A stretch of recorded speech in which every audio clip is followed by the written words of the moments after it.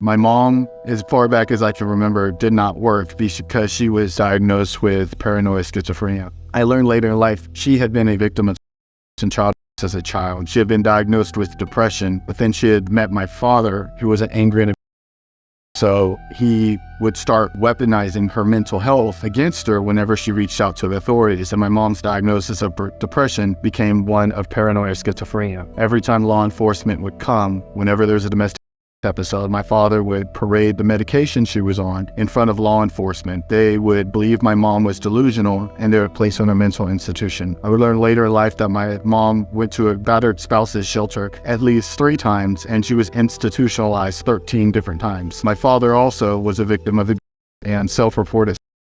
He also was in a mental institution on more than one occasion. However, the mental health aspect of it was never picked up on by the authorities. So whenever the authorities would come, they would basically take the side of my father, who was a very articulate individual, while my mom was disheveled and very upset because of all the going on, and my father's story would prevail time and time again. I would later learn that my father was diagnosed with obsessive compulsive disorder. That led to a lot of the physical violence in the house because we failed to meet his OCD standards. However, because he was drunk all the time, he was very violent, and so he would quite literally beat us for failing to obtain these unattainable goals. In the 2nd grade, I won an award for writing a children's book. And I remember my father taking both the award and the book and throwing them away. And so I soon learned that anything that I did that was good was taken away from me and all that remained that was bad. But then the punishment started to become physical in nature. I started getting marks and whelps and bruises on me, and they were identified at school. And so we would get these concerned phone calls home where teacher was inquiring as to how I got these marks. However, there was no provision of treatment or services. So all they were doing was notifying my father that these were red flags and they shouldn't see these things,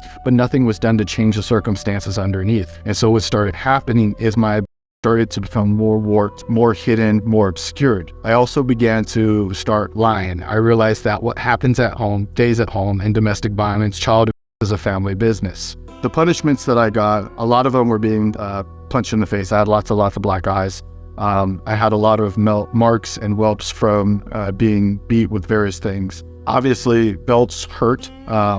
Extension cords hurt more, but I hated belt buckles the worst because not only did you have the whelps and the sting from being struck, my father was also very fond of strangling me. But he used to hold me in the air and he used to strangle me. And I remember getting in trouble if I tried to fight back. Couldn't touch his hands or anything. I just had to sit there and take it. And I remember just staring into his blue eyes, trying to determine on each occasion if that was the last day, if that was the day that he was going to put me down like a dog. I remember eventually he would throw me down on the ground and I'd be dizzy and disoriented. Honestly, a lot of times it just didn't even register. Right? Everything kind of becomes surreal and it's like an outer body experience. But it was just a normal part of my childhood. There was a cycle about every 6 months where my mom would try to run away. So when my mom would run away, song and dance for the law enforcement, he would demonstrate the meds my mom was on and she would be placed in a mental institution. And they would generally hold her 30, 40 days until she recanted and said everything was in her head, which only served to reinforce the narrative because the subsequent time he would say what happened last. As time progressed, they continued to increase my mom's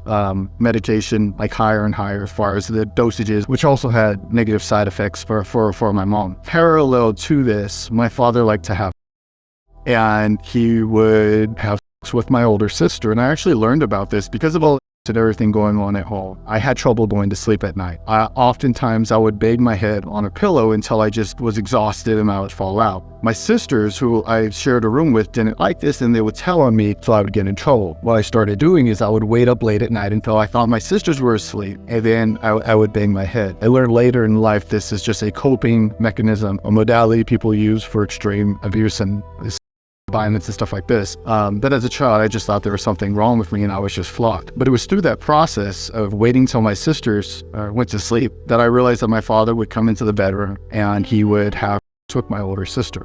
Sometimes he would actually displace me from my bed. He would sit in the bed, he would, and then I'd wait for all this to transpire, and then I would go to bed.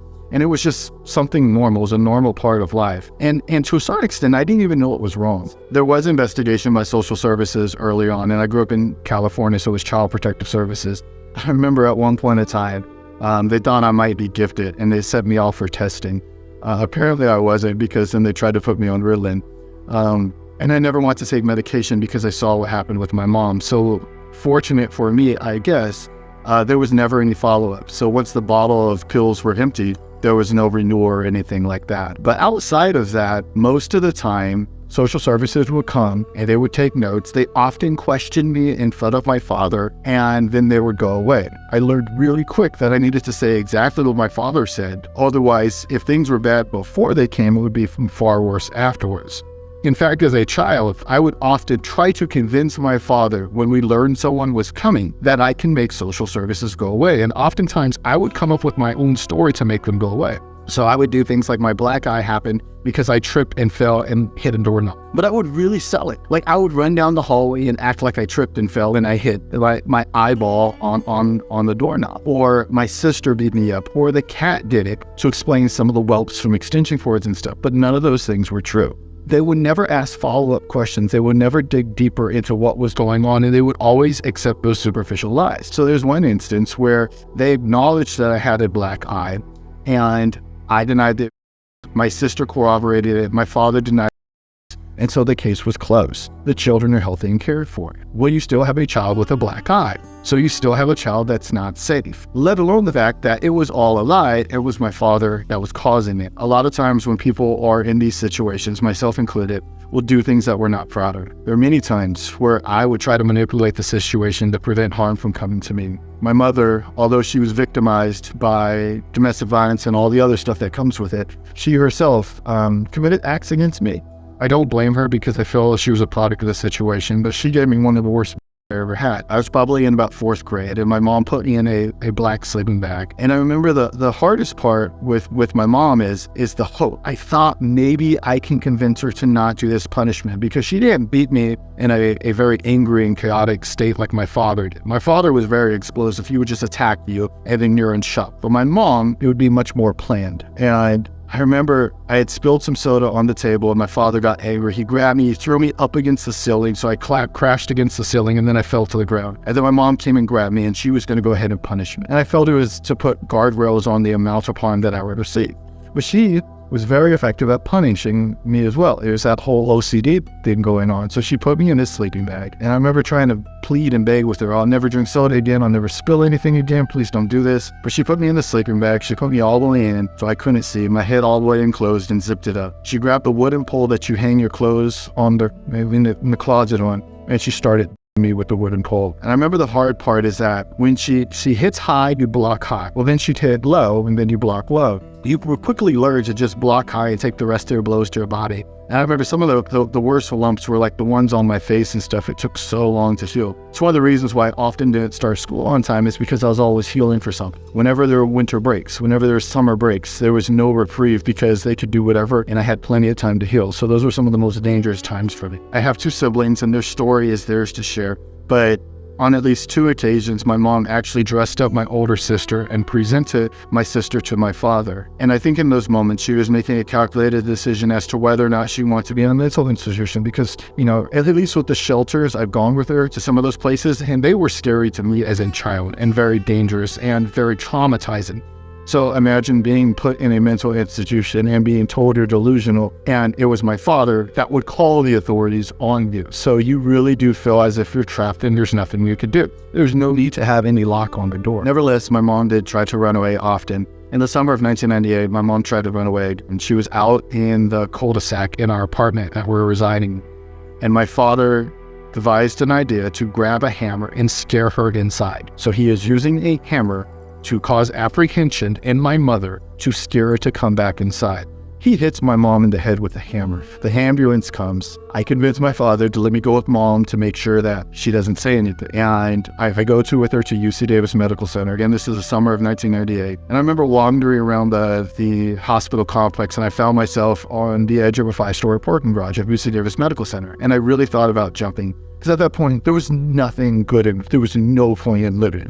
It was not worth waking up every day. And so I was on this parking garage, and I just thought about jumping, but knowing my luck, I would probably survive. And so I didn't jump. But ever since that day, suicidal ideations has been a lifelong companion of mine. But I went back in the medical facility, and I remember there was this person that worked there, and I don't know if they were a doctor or nurse practitioner or what, But they saw me alone wandering and they brought me to the cafeteria. They sat me down, they bought me a chicken sandwich and onion meal, and just asked me normal questions about like a child, like a kid. And in that moment, I realized the world wasn't just this horrible place I was living in, and there was some good. I always wish I could go back and find that person and thank them because of the impact they had. It's such a small thing. I mean, I remember it to this day. And it's one of the reasons why I push to try to bring good to life, to try to use my past for something positive. As far as my mom, once they treated her for getting hit in the head with a hammer, they fixed her stitches. They put her back in a mental institution because of her delusional episode, because she was going crazy and my father was trying to help her.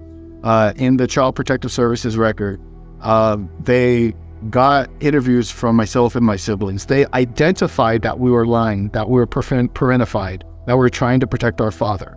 However, they declined to open up a case or pursue it further because we didn't want any assistance. The district attorney declined to press charges because he didn't want us kids to go into care.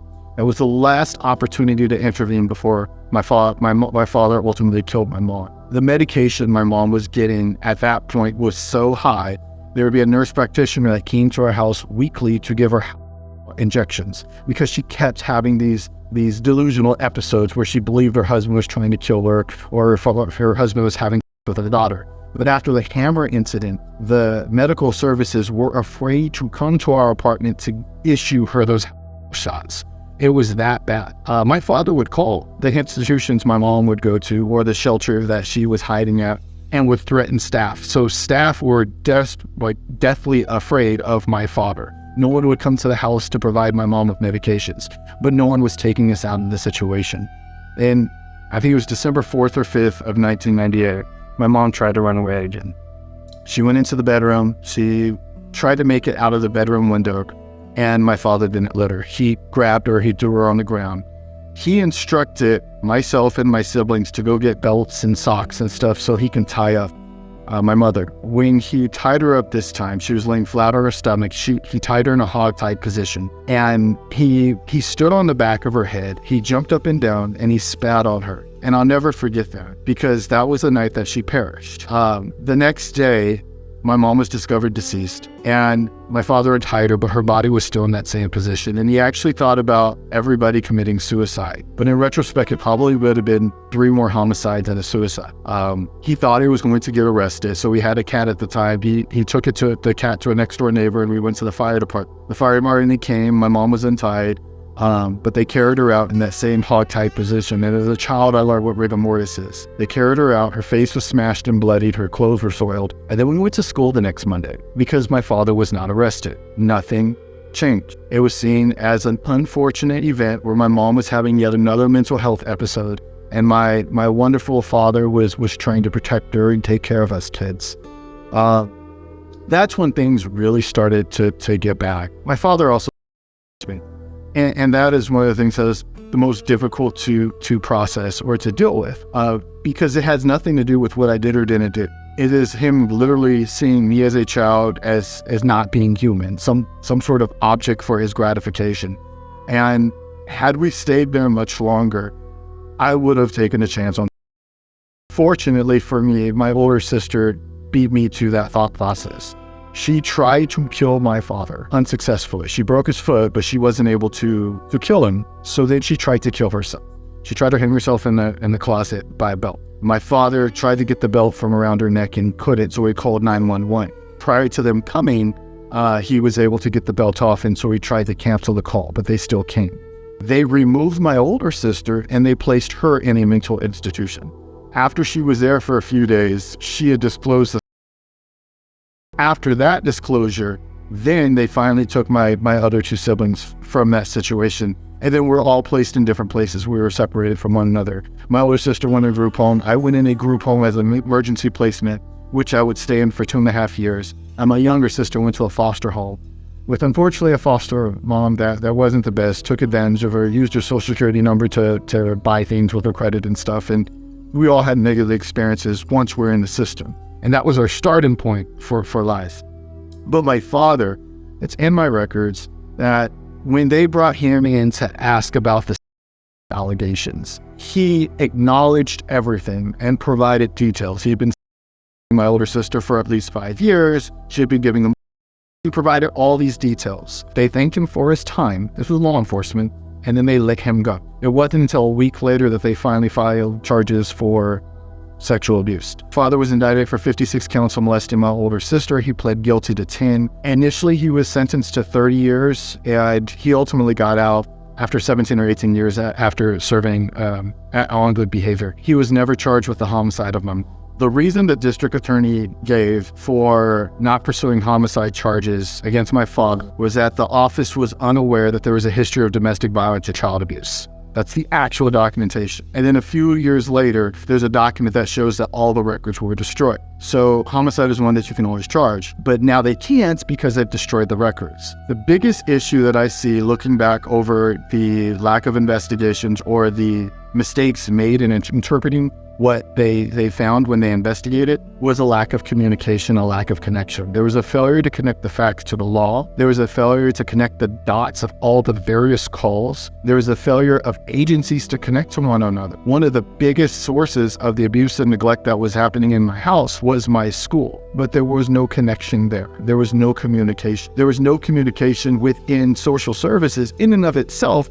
to see all the extent of history. Every time it feels that someone new would come out, they would look at the situation as being isolated and no one was looking at the bigger picture. No one was looking at the inconsistent statements that were made. They were taking at face value the statements they were receiving, and there was no digging deeper to see if this was the truth.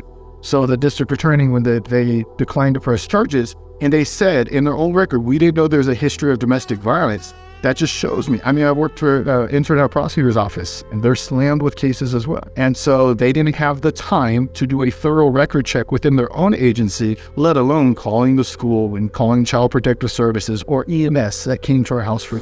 He took a deadly weapon and intention. This, by his statements, wanted to cause apprehension to his wife. That's domestic violence, right? I used a weapon. I'm trying to scare my spouse with a weapon. That, by his statements alone. And then take a step back. He actually struck her in the head with a hammer.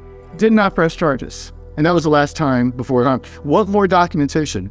After my father killed my mom, they went in and conducted an interview of the apartment complex. And the apartment manager said that what they were saying in the unit is that he finally did it.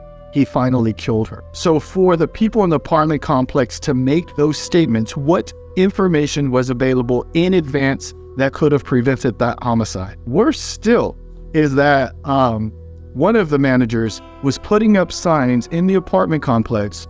Doug has unprotected sex with his stepdaughter. Someone call CPS. Like actually wrote that. Did not call CPS himself, but put up posters in apartment complex talking. And for those details, unprotected. It just shows you that information was available if we had the resources to gather. But the inability to do so caused our living situation to continue to get worse and worse. Physical violence, including homicide, and that still wasn't enough for us to come into here. And I want to make sure it comes across that I don't blame Child Protective Services or law enforcement. I don't, because it's a systemic issue, and I think we as a society need to do more to step up. You hear it said often, be the change you want to see. I don't wish my childhood on anyone. It was a horrible experience, and I'm fortunate to have the life that I have. So I really do feel like it's my duty to speak up for those who cannot, to use my experiences to prevent others from having harm. I really would not change anything in my past, despite everything, because I love the life I have. I am blessed to have my wife and my 3 children, and because I'm so fortunate, I try to give back, and I try to right the wrongs. I use myself as a living case and sample because it's my obligation.